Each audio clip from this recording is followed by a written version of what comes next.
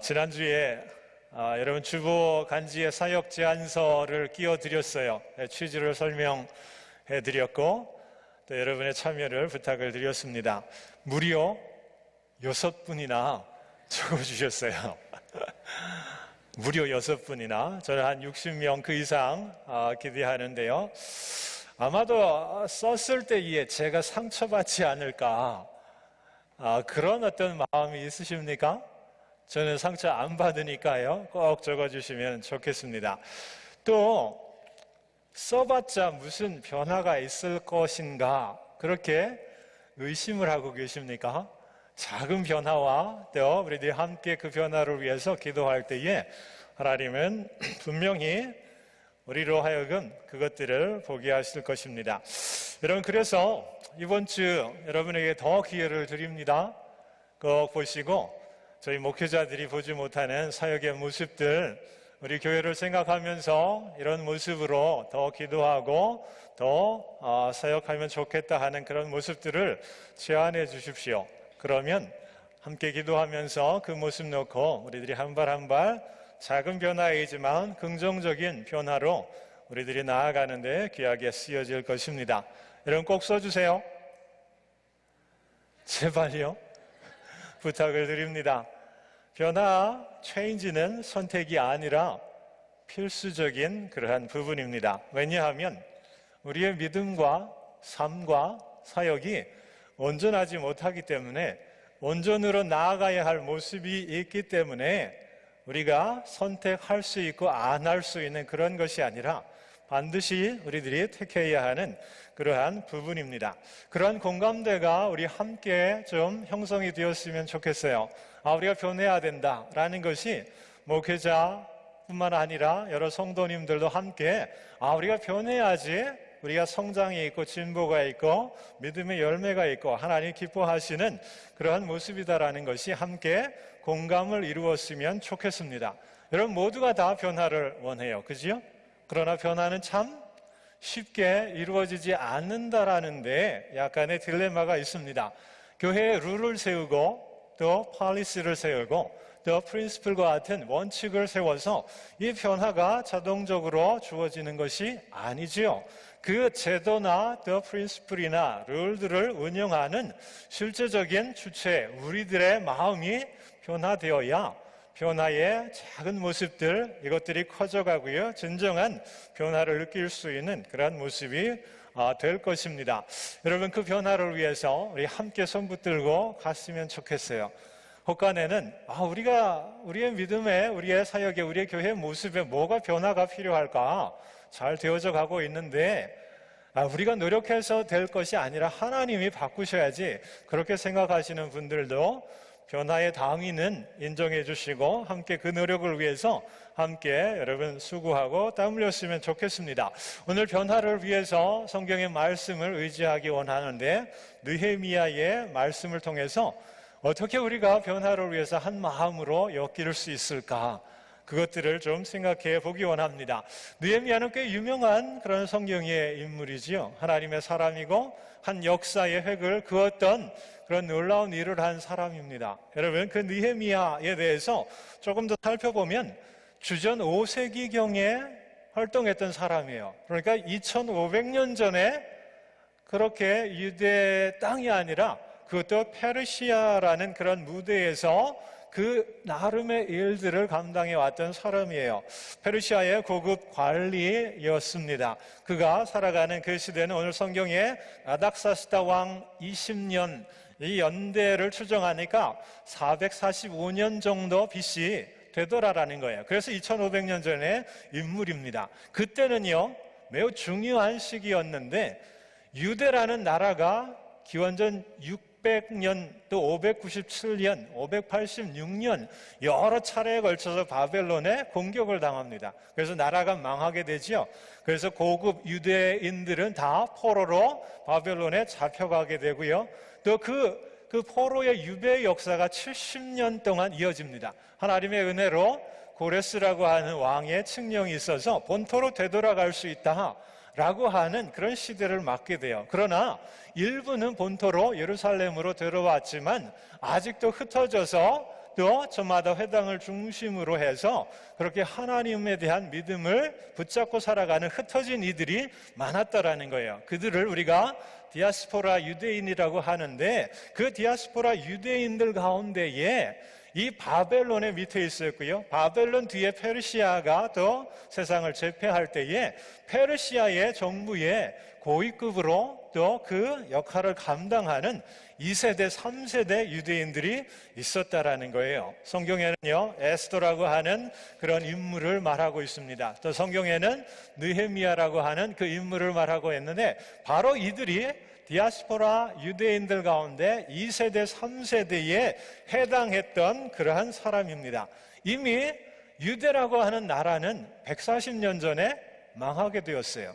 그리고 본토로 되돌아간 지 100여 년이 흘러갔지만 나아진 것은 없어요. 역사에서 다시 나라를 회복하고 주권을, 독립을 그렇게 찾았던 그런 모습을 꿈꾸었는데, 그런 역사가 점점 멀어져가는 그 시대를 맞게 됩니다. 말이 140년, 또 100년이 흘렀다. 여러분 생각해 보십시오. 이건 무뎌지는 시간이에요. 아무리 자존감이 강하고 신앙의 정체성이 강한 유대인들도 140년 동안 변화가 없는 거예요. 또 100년 동안 독립을 향해서 예루살렘 재건을 위해서 많은 노력을 했지만 주변에 민족들의 방해가 있고요, 그 수고가 계속 꺾이는 상황을 맞게 됩니다. 이때쯤이면 이제 희미해지는 거예요. 화려한 다윗의 영광은 희미해지는 거예요. 아, 이렇게 그냥 흘러가는가 보구나. 또 어느 누구도 재건을 꿈꾸고 변화를 시도하는 데에 나서는 사람이 없는 거예요. 누구에게도 또 책임을 물을 수 있는 그런 상황이 아니에요. 모두가 다 희망 없는 모습에 뿔뿔이 흩어져서 겨우 내가 유대인이다라고 하는 그런 믿음을 회당을 중심으로 붙들고 살아가는 그러한 시대에 그 침묵을 깬 이가 바로 느헤미야라고 하는 그러한 지도자입니다. 그가 아닥사스 왕 20년에 수산궁에 있을 때, 왕궁에 있을 때 왕의 수를 맡아서 그 책임지는 고급 관리가 됩니다. 그가 그의 형제 하나니로부터 예루살렘의 소식을 듣게 돼요. 그런데 그 소식은 굉장히 슬픈 그런 소식이에요.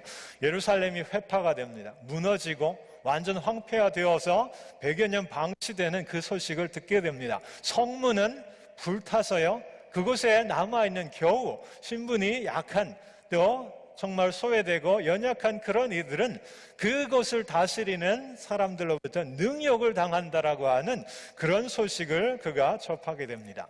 여러분, 그 소식을 접했을 때에 느헤미야가 굉장한 충격에 휩싸이는 것을 우리는 알 수 있어요. 오늘 성경에는요, 그 말을 듣고 울었다.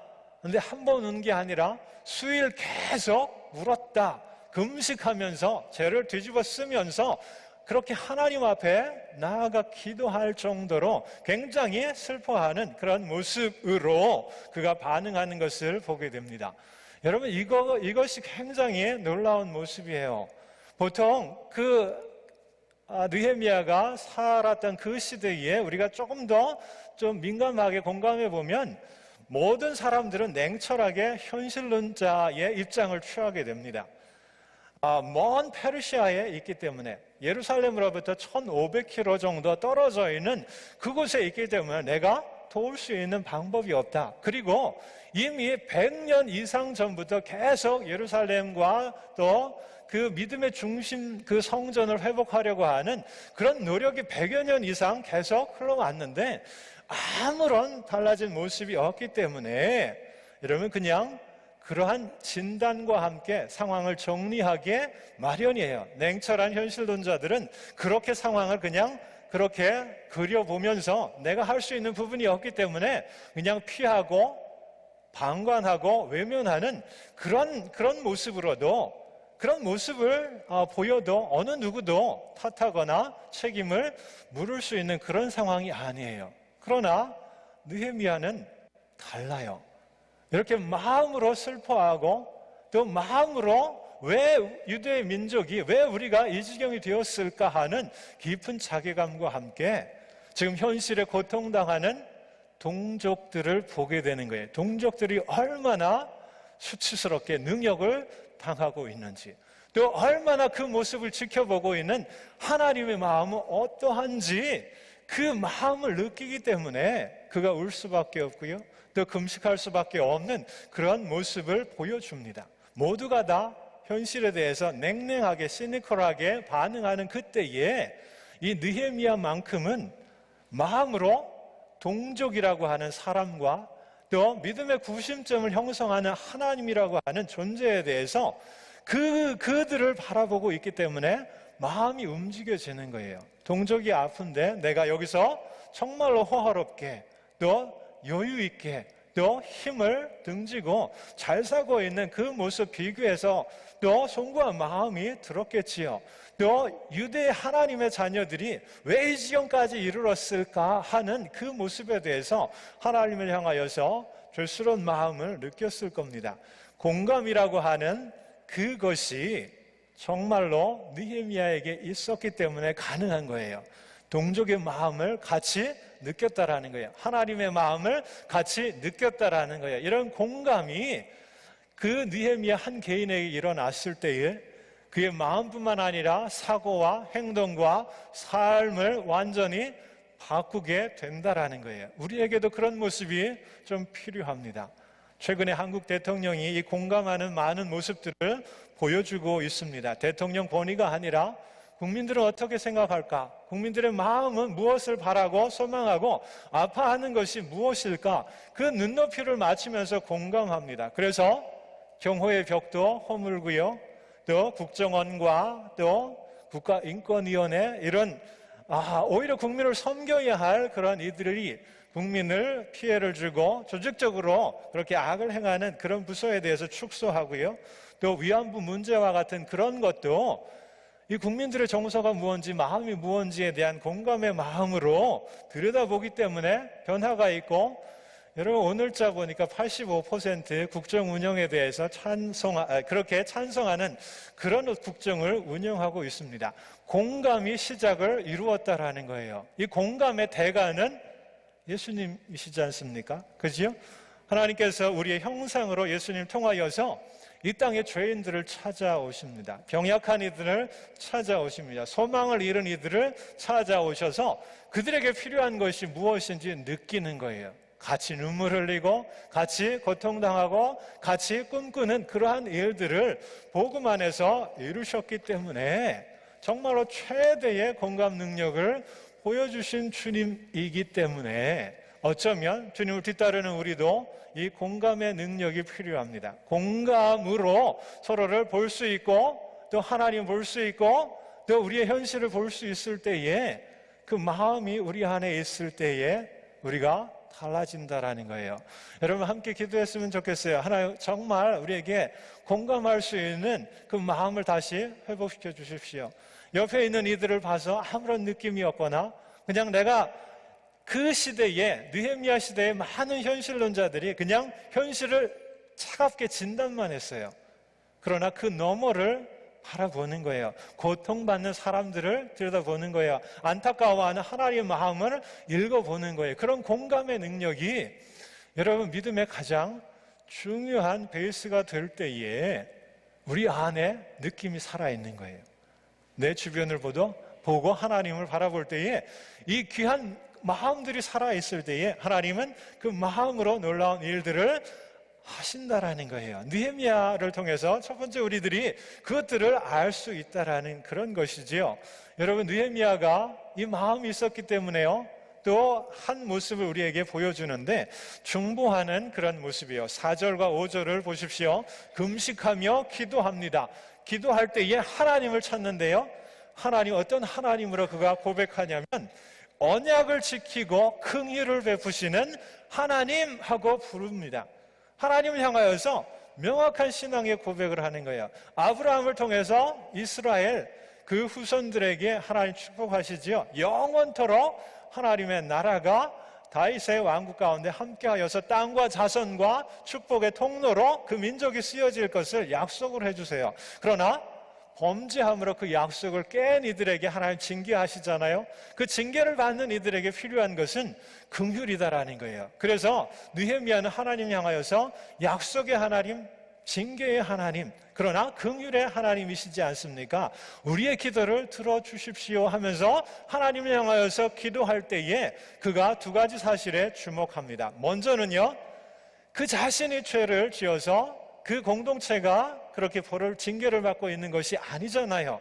지금 디아스포라 유대인 2세대, 3세대가 이런 기도를 한다는 것은 놀라운 기도의 어떤 깊은 차원을 보고 있기 때문에 그러한 것이지요. 6절을 보시면 그가 이렇게 기도합니다. 주의하러 기도할 때에 주 앞에 범죄함을 자복하오니 하나님 귀를 기울이시고 눈을 열어서 종의 기도를 들으시옵소서. 나와 나의 아비집이 하나님께 범죄하였습니다 라는 거예요. 분명히 징계로 흩어지고 망하고 포로가 잡혀지고 이렇게 고통을 당하는데 느헤미야는 하나님께 중보하면서 그 원인을 자기에게 찾고 있다는 거예요. 자기가 빠져 있는 게 아니라 엄밀하게 이야기하면 느헤미야가 죄인은 아니에요. 그 책임을 물어야 할 당사자가 아니에요. 그러나 중보자의 위치는 그렇다라는 거예요. 내 잘못이 아니어도 나와 관계된 동족의 잘못을 내가 대신 끌어안고 하나님께 긍휼과 용서를 구하는 것이 중보자의 모습이에요. 중보자의 대가가 주님이시지 않습니까? 주님이 중보함으로써 우리의 죄를 덮으셨잖아요. 주님이 죄가 있으십니까? 아니에요. 우리의 죄를 대신해서 하나님 앞에 서는 그 중보의 모습을 주님께서 보여주셨듯이 예레미야가 그렇다라는 거예요. 동족의 허물과 잘못을 사실 조상에게 물어야 돼요. 조상들의 믿음 없고 불순종한 모습 때문에 흩어지고 나라가 망하고 이 지경이 됐는데 사실 그 모든 것 책임을 전가할 수 있는데 그렇지 않아요. 느헤미야는 지금 내가, 우리 집안이, 우리 조상들이 우리가 잘못했다라고 자신을 관계시키면서 하나님 앞에 중보하고 있다라는 것이지요. 여러분, 우리가 이런 모습으로 하나님 앞에 중보할 때 놀라운 일들이 일어납니다. 하나님, 우리의 지금의 연약한 모습들이 있습니까? 하나님, 우리에게 불순종하는 모습들이 있습니까? 사역함에 부족한 모습들이 있습니까? 이것들을 생각할 때에 내 잘못은 아니에요. 그죠? 내가 보기에는 다른 사람의 그런 믿음이 없고 덜 순종하고 그런 모습으로 비춰져도 여러분 절대 그렇게 말하지 마십시오.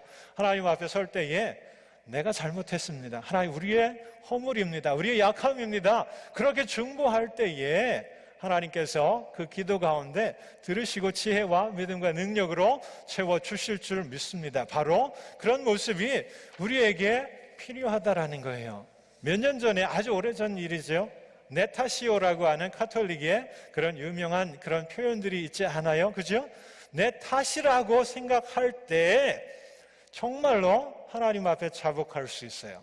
하나님 앞에 나와 관계된 동족의 미래의 문제다라고 내가 고백할 때 나와 관계된 우리의 현실과 우리의 사역의 부족함이라고 내가 먼저 주님 앞에 중보하며 회개할 때에 나로부터 변화가 시작이 된다라는 거예요. 나로부터 하나님의 긍휼을 의지하고 또 하나님의 붙드시는 능력을 내가 찾을 때에 거기에 변화가 시작이 된다라는 것이지요.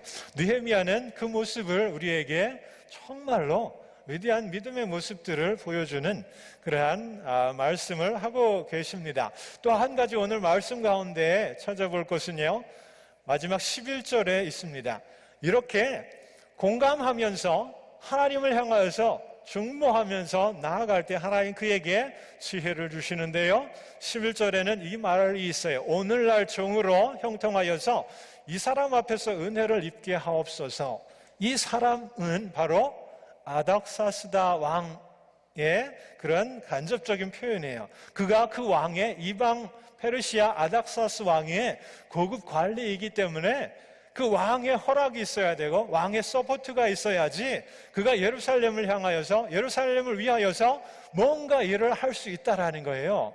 그러니까 그 자신이 있는 지금 현실에 자신이 사용할 수 있는 자신의 바운더리 안에 있는 모든 것들을 통하여서 하나님의 일들을 하기 위해서 지금 계획하고 하나님께 그것을 놓고 기도하고 있는 느헤미야의 모습을 보게 됩니다. 하나님은 지금 나의 모습을 그렇게 준비시킨 것은요, 이 모습 갖고 또 하나님의 일을 하게 하심입니다.